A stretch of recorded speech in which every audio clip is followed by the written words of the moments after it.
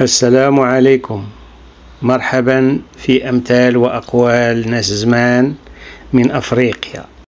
اعبر النهر قبل أن تبدأ في التهكم على التمساح.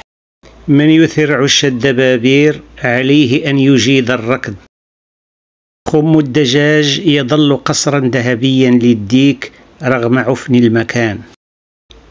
كل القطط تنبش في القمامة، لكن القطط المتهورة فقط تسقط داخلها.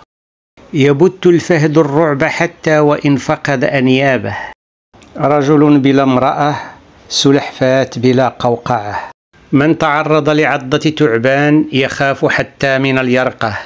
ابن الملك عبد في مكان آخر.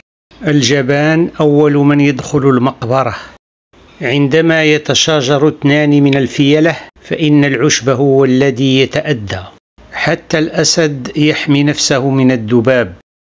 اللهم صل وسلم وبارك على سيدنا وحبيبنا ونبينا محمد وعلى آله وصحبه أجمعين.